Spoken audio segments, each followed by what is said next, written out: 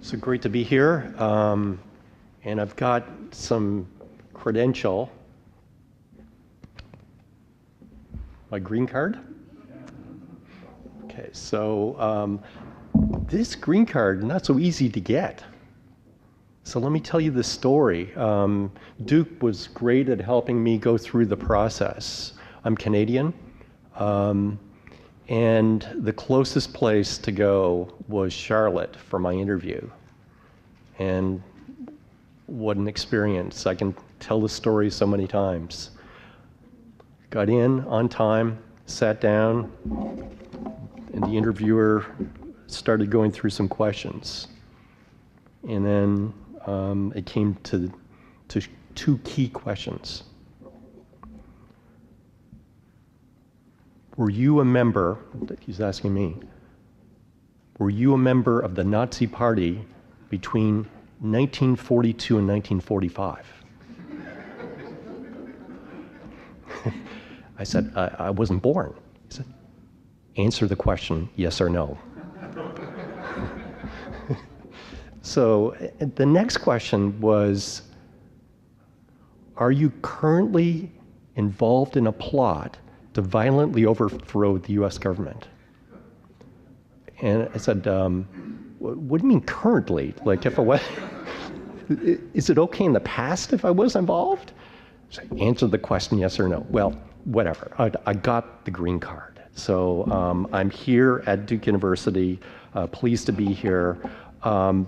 And what I thought it would do is to talk a little bit about the survey that we do and the sort of long-term risks that the US economy faces that are linked to immigration and some other stuff.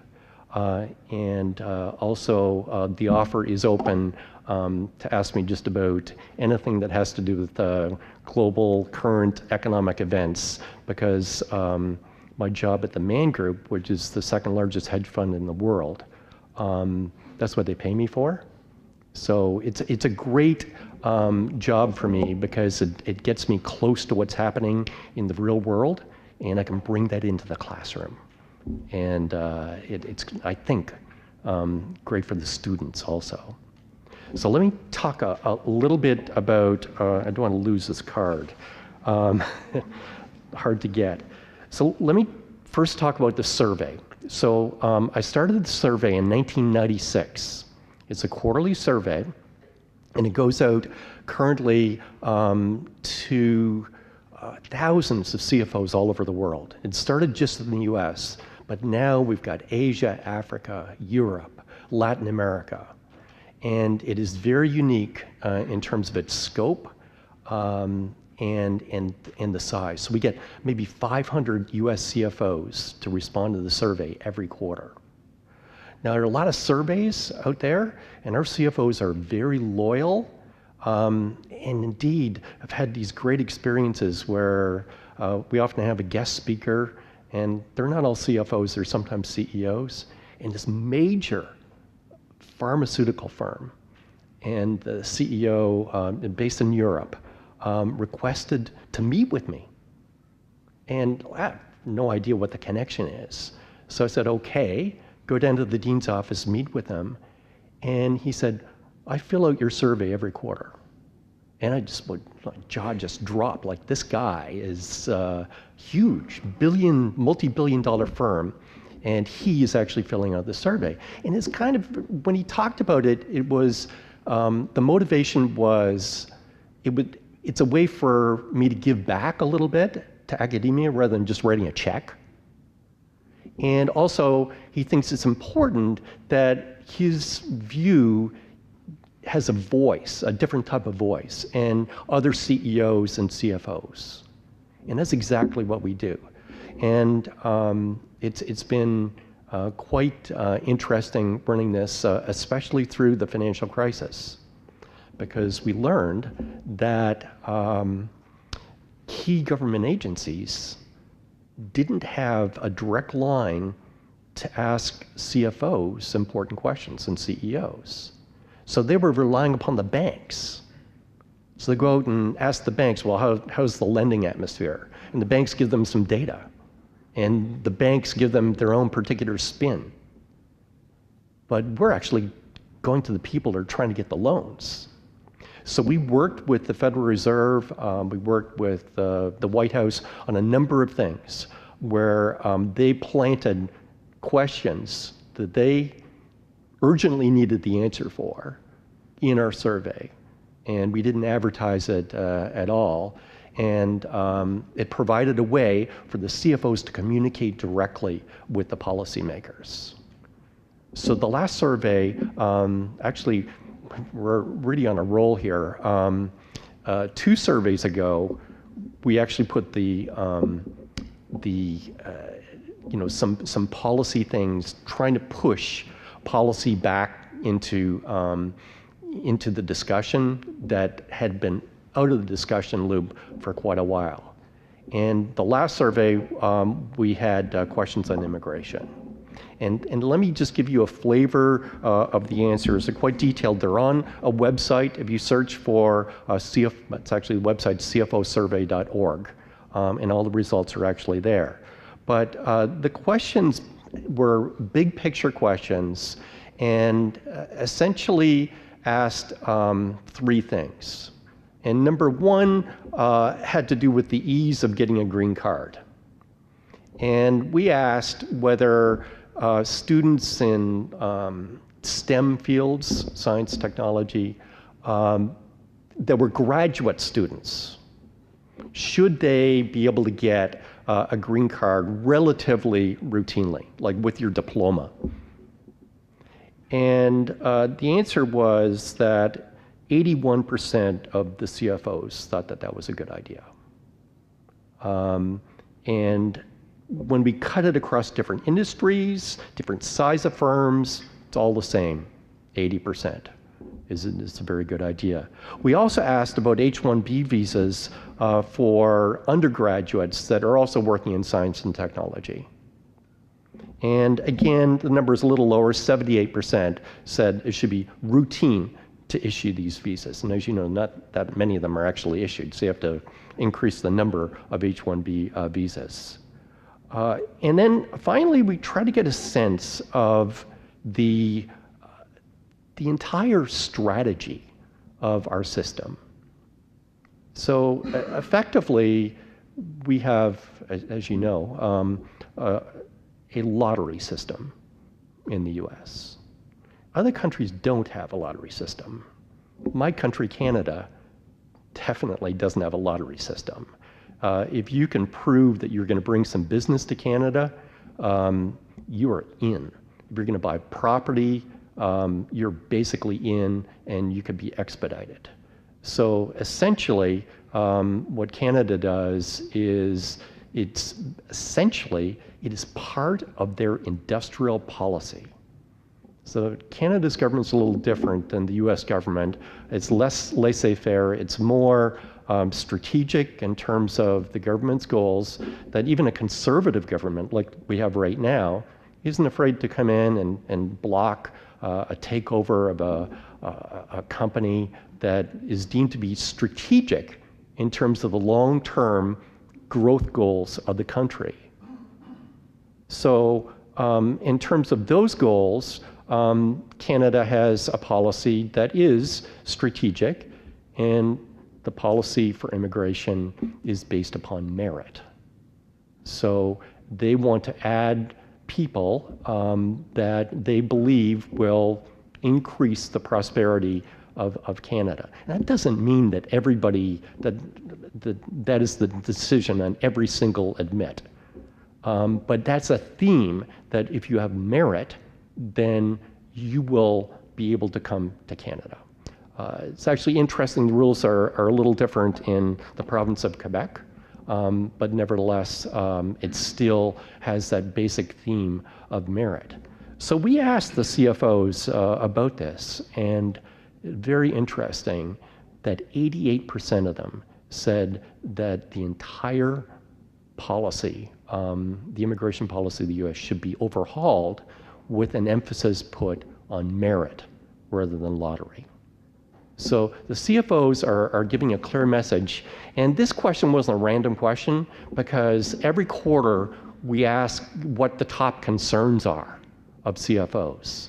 And one of the concerns we've noticed over the last 5 years coming to the top is lack of skilled labor. So they're having trouble finding the right skills. These skills are available, but they might not just be in the US. So in order to help US industry, you need to have a pool of skilled labor. And right now that pool is constrained. Okay, so I wanted to talk a little bit about kind of the long-term risks of the US. And there are many of them, but to me, they're often kind of below the radar screen a little bit. You talk about immigration, people talk about building a wall in Texas. They don't talk about the big picture. What is this doing to our long-term growth prospects? We all want to be better off. Okay, so the three things that I see that are really important, and I'll list them.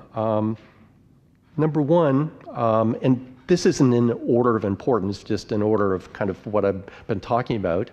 I've talked about immigration already. Okay, so essentially and I say we because I've lived in the US since 1983. Okay, so I really feel I can say we. We are basically shooting ourselves in the foot, given the current policy of lottery-based immigration.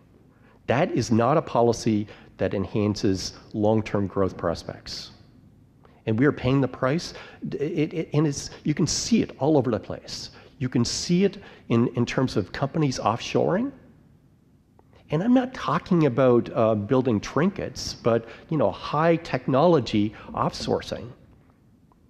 And it's not just the cheap labor that's available in China, it's the number of engineers that are available in China. And people don't understand that. The general public, I'm sure you understand it.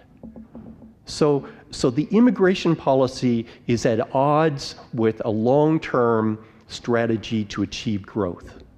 Growth is in the news. It's in the news all the time. That people want growth. We're in kind of slow growth phase right now. Europe is in a recession. Japan's been in a recession for more than 20 years. Everybody wants growth. Well, here's one of the ingredients to have the right qualified, productive inputs for production. And immigration is key to actually achieving that. That's number one. Number two, education. And I'm not talking about giving more money to Duke University, even though that would be great. We probably don't have a problem at the highest level of education. So we've got the best universities in the world. There's just no doubt about it. The problem is the early education. And it doesn't really matter what survey you look at. It's obvious to everybody here that the US students fare very poorly compared to other countries. Yeah, how many times we see where US ranks 13th in math at whatever grade level? Now, we don't feel the bite, and then we see Duke University, great university, Harvard, Yale, nobody can match that. And we're kind of fooled by that. And we're fooled by the short term versus the long term. Yeah, we shouldn't worry about education because we've got the best universities in the world. Well, what we really care about is the long-term growth prospects. And while you might have the best universities in the world right now, what is going to happen in the future? That's the key. So you need to have a strategy so that you're strong in the future. It's kind of like the Duke basketball strategy. It's not just winning the championship, it's being in the top 4 year after year. So you need to have a strategy to maintain your position. So we have underinvested vastly in education. And I'm not suggesting that the immigration reform should be a substitute for that. So we don't have the skilled people. And part of that is due to the education system in the US. Okay, so we're just not turning out the type of students in terms of relative competence that other countries are turning out. And I would hate to see education just be forgotten and then we reform immigration and essentially bring people in. I think it needs to be two things. We have to allow people in that are skilled to be part of the growth story for the US. We also need to build from within. And we have really fumbled on education. The solution is not necessarily money. And if you look at the data, actually, I was surprised by this. It must be that the US is underinvesting in education. Actually, look at the amount of money spent in terms of education is huge compared to other countries. And I'm not talking about university education, but primary and secondary education.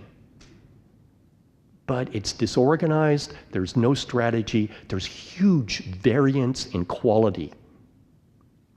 And that needs to change. If we want to be on a long-term growth path that's better than what we're on today, then we need to invest for the long term. It's really hard to do because it doesn't seem like a priority. It doesn't necessarily affect your day-to-day life, but it will in the future. So the third thing, so we've got immigration, we've got education, and indeed, frankly, many of these are linked together. It has to do with the short-term perspective.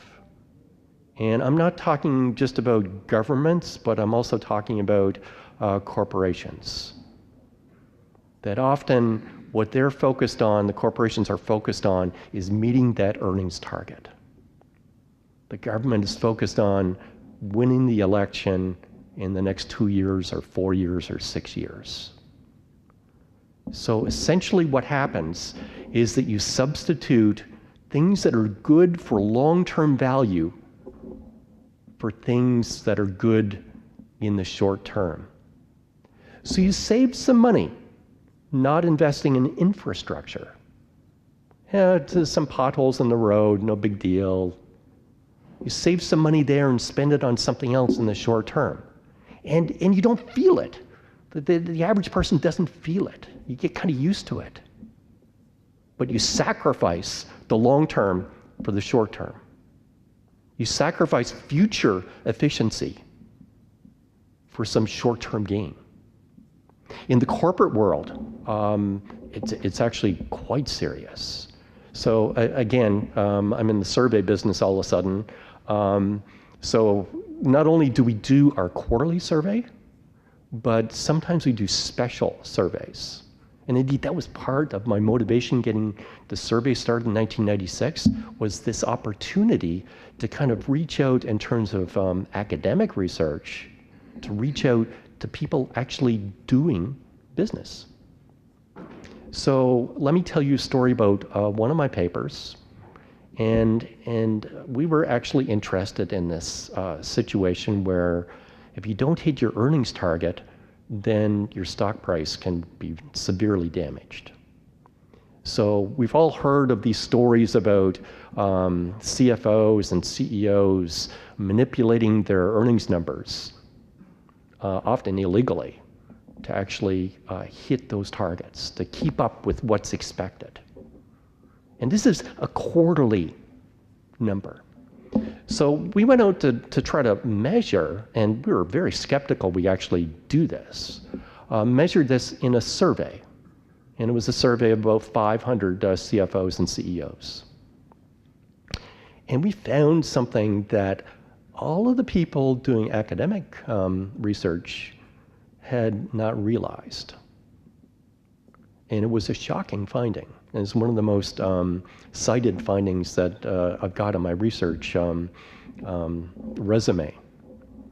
So it turns out that if you're going to fall short of your earnings, your first choice is not to do something in the accounting area. So there's lots of things you could do. Like you could recognize some revenue a little earlier than later, and it's perfectly legal to do that. It's called accruals. No, that's not the first choice. Basically, they told us, we're not going to mess with the accounting because if anybody gets suspicious, I'm going to lose my job. So what do? What they do is real actions. So you're going to fall short. They kind of know near the end of the quarter, they're going to fall short of the expectation. So they start to slash. So they'll maybe lay off some short-term employees. They would delay an investment project. They'll cut the advertising in the last week or day of the quarter. So they take real actions to basically make up what the shortfall is so they can hit their target. So you think about those actions, there's probably a good reason to do the advertising. There's probably a good reason to invest in this project. The project is going to create jobs and value for the firm, or they wouldn't be actually going ahead with it, but it's put on hold or canceled altogether. So that sort of action hurts value for the firm. It hurts growth in terms of, because investment is a key component to GDP, the most important component in terms of growth, business investment. And also employment is hurt. So this is what they're doing. And we asked a question that was, I thought, a pretty controversially worded question. And it said, you're going to come short of your earnings. Would you knowingly and willingly sacrifice, and the word sacrifice was actually in the question, sacrifice firm value to hit your target in terms of these real actions? Now you would think, like, who's going to say yes there, right? So the answer's got to be biased. And that's why it was controversial putting it on the survey. All the survey experts said you can't ask this question because you're going to get a biased answer. Nobody's going to say yes. 78% said yes. This is just routine. And we talked to them too. So we had interviews. So, well, you just got to do it. It's the way that we have to do business. Okay, so US corporations are in this mode of short-termism. That they're, and I'm generalizing, I'm not talking about every single company, but they are thinking of the short term way more than the long term. That is a recipe for getting by today, but it's not a recipe for long-term growth, because it means that you're not investing what you should be investing. That's a problem. So we have it not just from the corporate side, obviously we've also got it from the government side, where everybody knows that it's really hard to get governments to look in the very long term when they're facing election prospects. So you put these two things together, both from the corporate side and the government side, it equals risk. And kind of the topic of my talk was kind of the long-term risks that we face. Indeed, I think the second thing that I mentioned, education, could also be explained in some degree by the short-termism. Because to invest in education, you don't get a payoff immediately. You can build a bridge, I guess, and people will see it immediately. You invest in education, you don't realize the return on the investment for quite a long time. So it's the type of policy that demands a longer term outlook. So I guess I can say this as an academic from the so-called ivory tower. You know, it's easy to say, you know, this is the system we've had for a long time. Perhaps it is more focused on the short term today than it was in the past. It's definitely true in the corporate side. Definitely true. A corporation didn't used to operate like this, where they got to hit that that 1 quarter expectation, or their stock price gets hammered. That is not the model that we used to have. So I think that these all together, and I think that that we need to get these long-term discussions on the table. And it's so hard to do. It is so hard to do. Anytime you start discussing anything in the long term, people get really stressed out. Like, for example, the obligations we have, you know, in 20 years in terms of all of the social programs. It's really easy to do the math. It's really easy. And by the way, given I'm Canadian, I don't vote in the US, so this is not a political thing for me. But it's really easy to do forecasts of demographics. So we know how many extra people are going to be collecting Social Security benefits with high level of precision. It's pretty easy to do that math, and it's pretty easy to figure out what's they're going to expect in terms of payment. And then it's pretty easy to see what the shortfall is. And it is massive. It is just, we're talking about the debt limit today. You know, the debt limit today is a drop in the bucket compared to those long-term obligations. But it's really hard to talk about stuff that is going to bite us in the future. It's very hard to put it on the table because the focus is on the stuff today. So that's basically what I've got to say.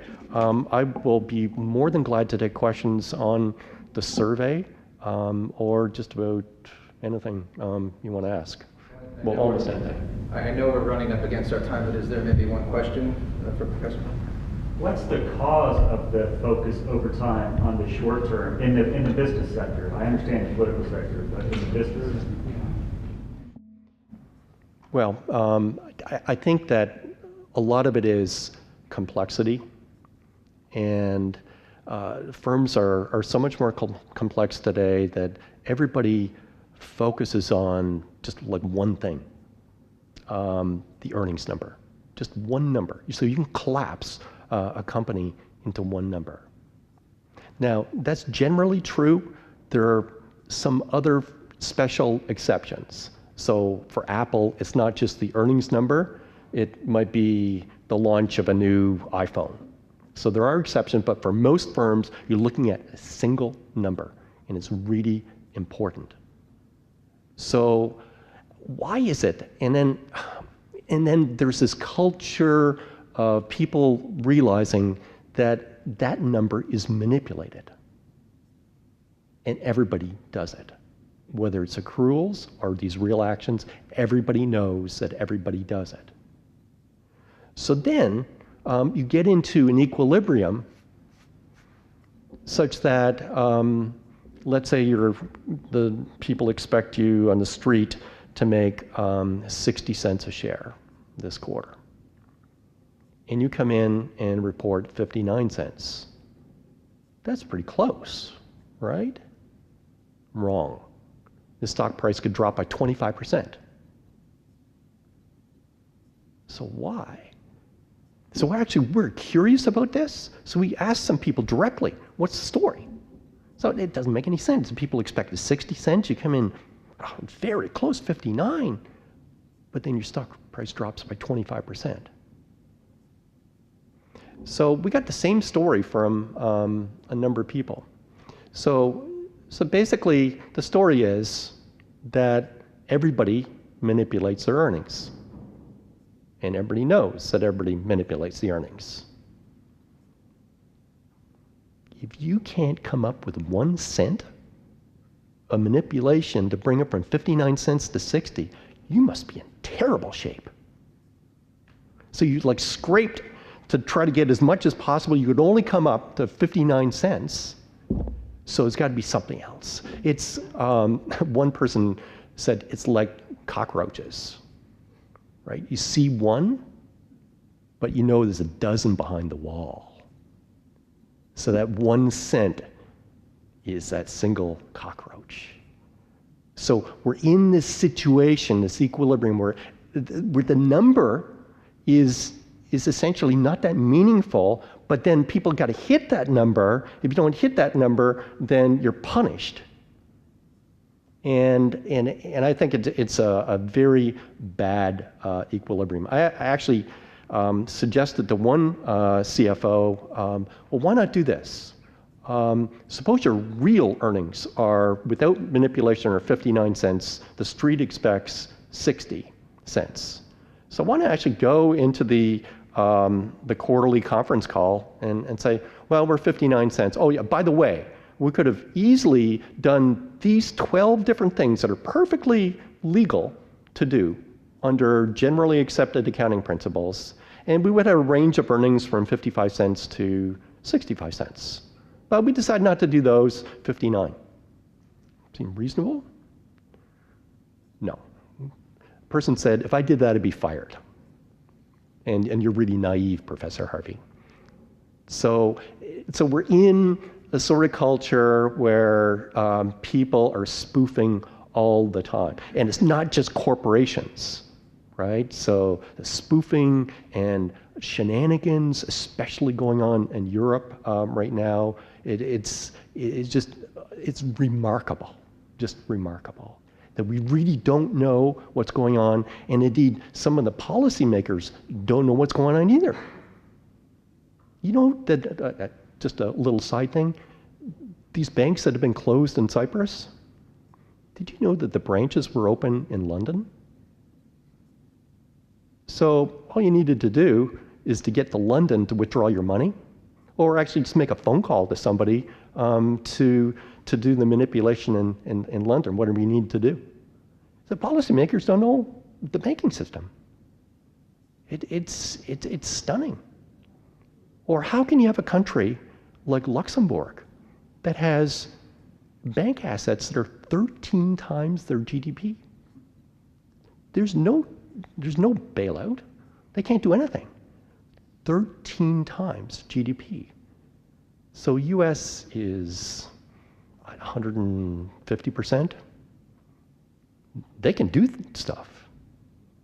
In Cyprus, the bailout, the equivalent bailout of Cyprus in the US would have been $15 trillion. 15 trillion. So again, it's kind of like this, this disconnect between kind of things are going okay in the short term, but you're not thinking of the long term. Before the financial crisis, I had this extraordinary opportunity where I was in Davos in a limo with Richard Shelby, the chairman of the Senate Banking Committee. I had him for 10 minutes, one-on-one. I weaseled my way to get that limo ride because we're in the same session. This is the most powerful guy in terms of banking regulation, not the chairman of the Federal Reserve, this guy. And I said, look, you got a real problem. This is like 2005.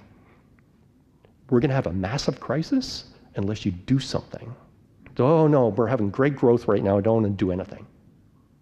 I said, you don't realize what's happening. These banks are incredibly profitable right now because they're running like hedge funds.